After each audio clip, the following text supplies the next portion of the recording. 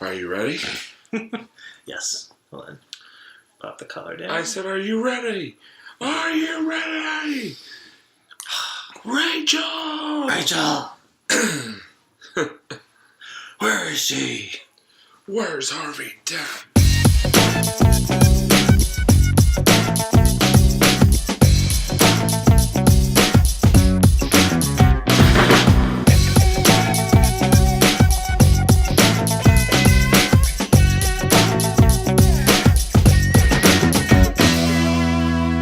Hey, what's up, everybody, and welcome to another edition of On a Couch Talking Sports. As always, I'm Robbie. This is Kyle. Kyle, good to see you. How are you today? I'm doing pretty well. Yeah, we're at the end of the week, so it's nice. I'm looking forward to the weekend. So Yeah, definitely. everybody's looking forward to the weekend. Isn't that a song? Friday. Yeah, it is. No, that's not that song. Everybody. Yeah, that is 100% that song. No, it's a different song. It's like, everybody's working for the weekend. Oh, working for the weekend. Oh, yeah, that one. Everybody's You want a looking piece of forward my to heart? Weekend, Friday. Okay, sorry. We're literally saying We're two listening different to different songs at this moment.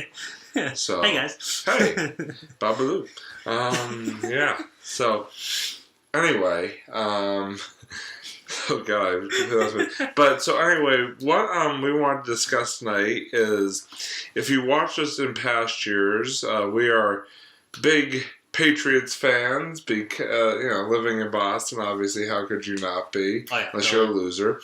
And obviously, the Patriots have made it heading into this year to the last two Super Bowls, and Sunday night played for a chance to make it to their third straight Super Bowl when they traveled to Kansas City to take on the Chiefs in the AFC Championship game. And sure enough, somehow, someway, the Patriots found a way to do it as they defeated the Chiefs 37-31 in overtime. That's right, in overtime, to advance to their third straight Super Bowl a little less than 2 weeks from now in Atlanta. So, Kyle, I know you and I both were watching at least parts of the game, and just wanted to get your initial reaction to the Patriots moving on to a third straight Super Bowl. Well, it was quite a roller coaster of a game. I mean, the Patriots definitely pulled through, and honestly, I'm not super surprised because they're just a really solid team. Yeah. They're just incredible there. So it's like, you got all these, and also, honestly, they it's like death, taxes, and Patriots going to the Super Bowl. I know, right? Yeah. It's just they're just at the top of their game. This has been like their decade. They've just been all over the place. It's been really great, and it was tough because Kansas City is a really good team as well. Or was. Sorry, guys. But they were a pretty solid team. R.I.P. But now you just. Yeah. Yeah, and it was kind of interesting because, like, the first half, the Patriots pretty much dominated. I mean, they were up 14-0. Really should have been up 21-0, but then they threw an interception literally in the end zone. Ooh, yeah. But they were up, shutting them out at halftime. But then that second half, just like. And it was weird because it was 17-7 after the third quarter, and all of a sudden, like in the fourth quarter, like literally all the points of the game were scored. It was pretty wild. Man, Kansas, that was really their quarter. Like Kansas City, they fired back. They did not go down without a fight. Right. I gotta hand it to them. Especially very last minute, they really picked it up to their credit, but. They brought them right into overtime, and that was just so. Oh my God, that was so epic. It was great, and obviously a couple of heart-stopping moments, a couple of interceptions, and a fumble by Julian Edelman. No. Well, we thought it was a fumble, but then they ended up overturning it because he didn't touch the ball. But why, Julian Edelman? Why did you go near the football to begin with on the punt?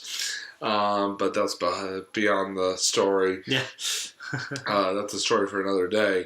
But yeah, just so many twists and turns and things like that. So I called it talking to people about the game afterwards, like a roller coaster of emotion. That's literally what it was.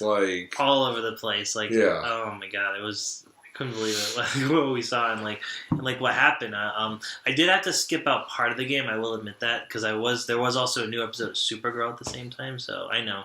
Robbie's so proud of me. Look at his proud face. He's totally not going to hit you with something. Oh, he totally hit me with something. So, yeah, just really good remote. Really.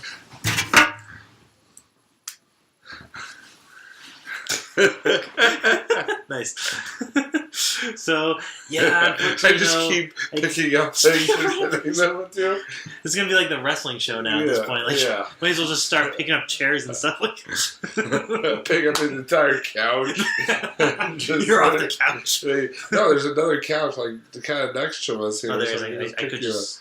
Yeah, that's true.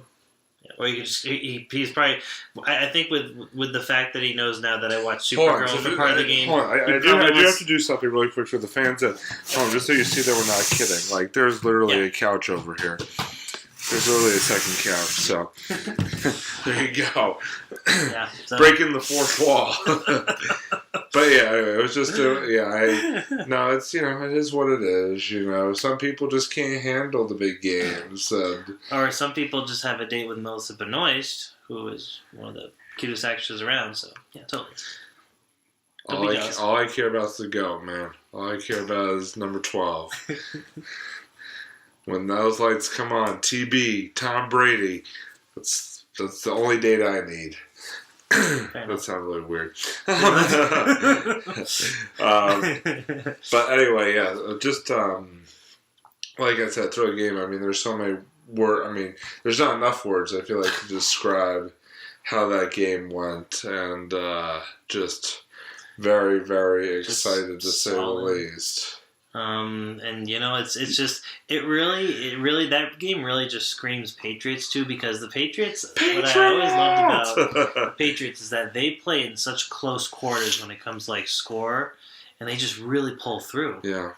Like, despite the fact that Kansas City had that comeback in the fourth quarter, that during overtime they just they got it, they snagged it. They're like, all right, we're going to the Super Bowl, guys, let's do this. And so I got to hand it to both teams. It was one hell of a game. Yeah, and it was interesting because there was sort of winter weather was on display both here when we were watching the game, where we had a little snowstorm going on. Oh, that was fun outside, and then in Kansas City it was 20 degrees with a wind chill of 10. So it's winter weather on full display all across this one. So.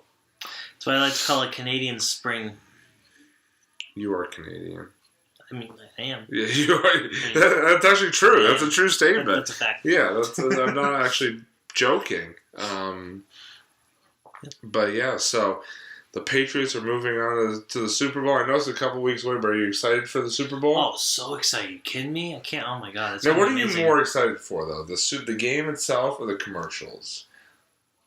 Or the halftime report. Yeah, forget the halftime I'm sorry. show. I'll talk about the halftime in a second, but definitely the game. We can do our next episode a full Super Bowl preview. Well, I do have my opinions on it. And not everyone's going to agree with me though, but I do have my opinions on the halftime show. But anyways, but between the game and the commercials, which one do you look forward? What do you look forward to the most about the Super Bowl? Definitely the game. The commercials are a nice little. I feel like the game is the cake, and the commercials just a little bit that icing on the top. It's just kind of icing on. They are good. That's when commercials get really good. As for the halftime show, I could care less. Excuse me. Sorry. You don't want to see Maroon 5? No, I do not want to see Maroon 5. I think they're one of the most overrated bands of all time. But anyways, that's just my opinion. I like some of their music, but they're not bad. The majority of their songs I could really care less about. Yeah. I don't disagree with you there. Sorry, Maroon 5. Sorry if we have any Maroon 5 fans out there. Watch our entire fan base just shut this off because we're just bashing Maroon 5. I know, our comment section. You betrayed Adam Levine. Oh my God. OMG. I don't even know Adam Levine. Yeah, I don't. Yeah. Just no. I don't. Yeah, you're right. They have a couple songs which I agree. I think are pretty catchy too. But overall I don't see what the hype is over them personally. I just think they're very average. Right. So, yeah, I really could care less about the halftime. But the game and the commercials, on the other hand, I'm there. I agree. Definitely. So, but yeah, we will sort of get into the Super Bowl itself. Sort of Super Bowl preview episode that will be forthcoming. So I don't want to get too much into the Super Bowl at this point. We'll have our, you know what? Because by the time we see it and everything, we'll have a full review. So we'll try to have a preview too. Oh, preview. I'm sorry. Wait, preview and then review. So it'll be pre-review. Yeah. There you go. Yeah. I don't know why I did this. Finger guns. Yeah. But yeah, like I said, just a very thrilling game on Sunday night, and glad the Patriots came out on top. Any other thoughts on this past Sunday's game? No, I mean they just Gronk played really well, and Brady obviously. Yeah, Brady did. Edelman did okay, except for that one foul move. A couple of wrong moves actually played really well. That's understandable. I think sometimes because that was during overtime, right? During the fourth quarter. Oh, during the fourth quarter, yeah. Yeah, I don't know. Sometimes I feel like sometimes you just have those. You do those things that you in hindsight you're like, why did I do that? I feel like that's probably what Edmund's thinking. Okay, why did I go for the? Pretty much, yeah. Why did I go for the ball? Yeah, sometimes it's the end of the game, your brain just kind of clonking out a little bit. So that happens. I get it. Yeah, exactly. But yeah, so again, Patriots and Rams. And by the way, actually, I'll say this for just a minute here. But yeah, Patriots are going to be taking on the LA Rams in another epic Boston area versus LA battle. Boston versus LA battle. It's going to be epic. Beat LA. So wild, yeah. Beat LA. But yeah, we are going to move on to the end portion of our episode with our monologues, and what I was just about to touch on before I decided to sort of use it as my monologue. I just kind of want to say I feel bad for the New Orleans Saints fans because they kind of got robbed in their NFC Championship game against the Rams. For those of you who didn't watch it, there was a play late in the fourth quarter, very late in the fourth quarter, where the Saints were driving to try to get a game-winning touchdown, and literally the referees missed the most blatant pass interference call that you could ever have. Literally, the guy, first of all, he hit the receiver before the ball got there, hit him helmet to helmet. It wasn't even looking at the ball. It's how do you miss that? There are two officials right there. How do you miss that call? Were they trying to get the other team to the Super Bowl, or are they secret double agents or something like that? Yeah, and like I said, I feel bad for Saints fans, but here's the one thing I will say is that the Saints fans are sort of going around we would have won the game if it hadn't been for that call, and the league should replay it, and somebody, I think, is suing the NFL because of a Saints fan is suing the NFL. My whole thing is this, is that people forget, is that the Saints, so the game went to overtime, much it was actually the first time ever that both the AFC and NFC Championship game have gone to overtime on the same day. But my point is that the Saints actually got the ball first in overtime. So if they'd gone down and scored, this would all been kind of a moot point. But the Saints threw an interception, and that allowed the Rams to kick a 57-yard field goal to win the game. So it's before you go totally blaming the officials, just look at the fact that you did have a chance after that to win the game, and you couldn't get it done. So I feel bad for you. You definitely got robbed with that call, or non-call, I should say, but, one play does not make or break a game.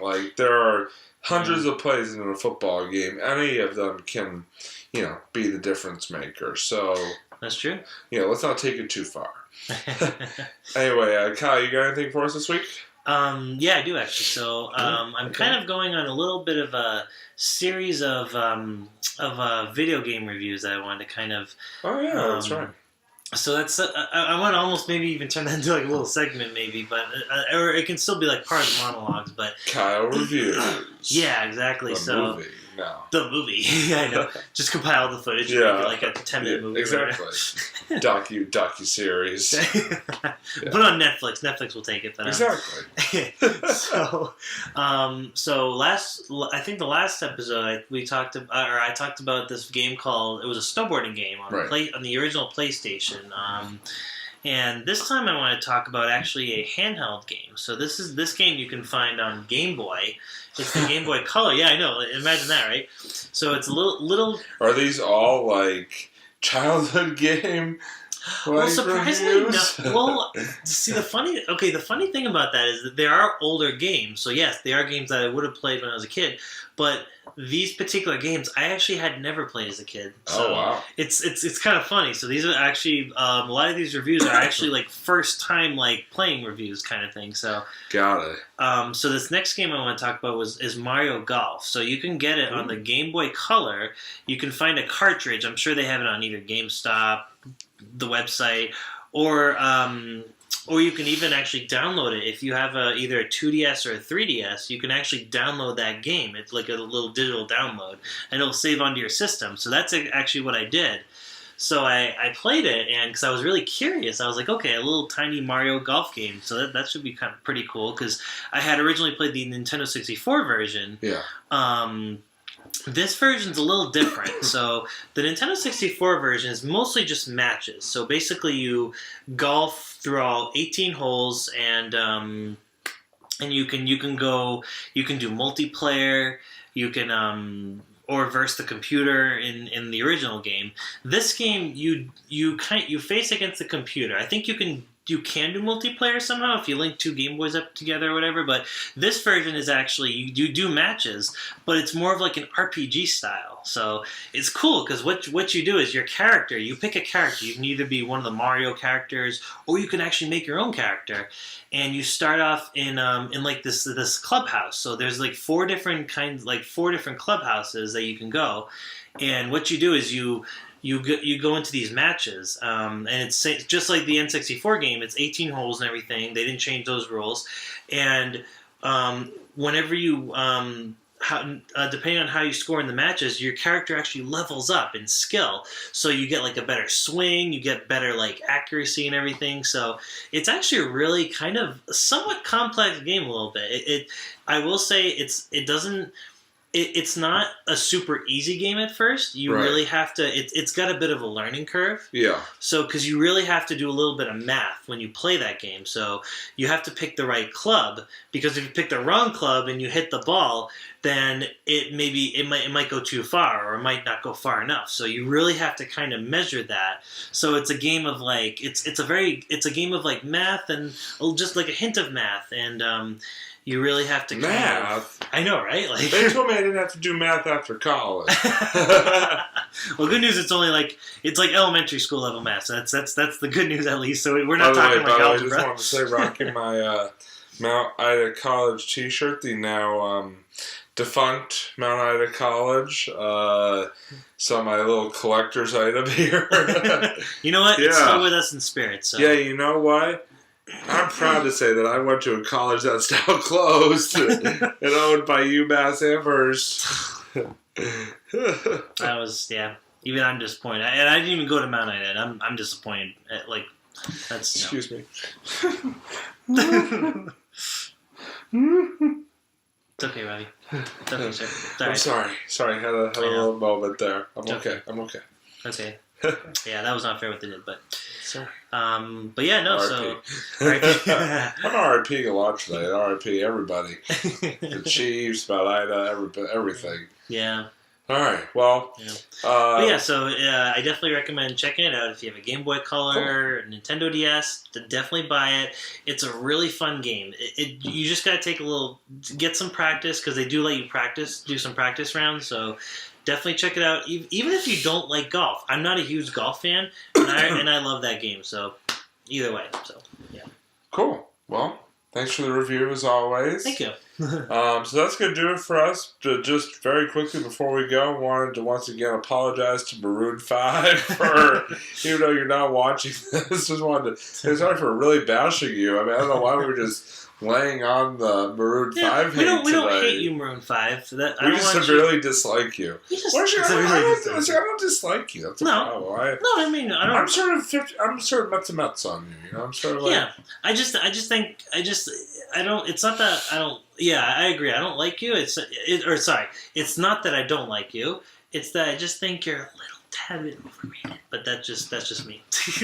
You're not helping my apology. But anyway, so stay tuned. We will definitely be bringing you a Super Bowl preview, Super Bowl, and then a Super Bowl review.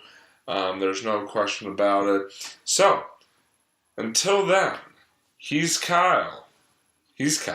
I'm Robbie. No, he's signing Kyle. off. Here, just point in your directions. Okay. Yeah. Hello. Boom. Anyway, that's going to do it for On the Couch Talking Sports. We will see you next time, everybody. Good night.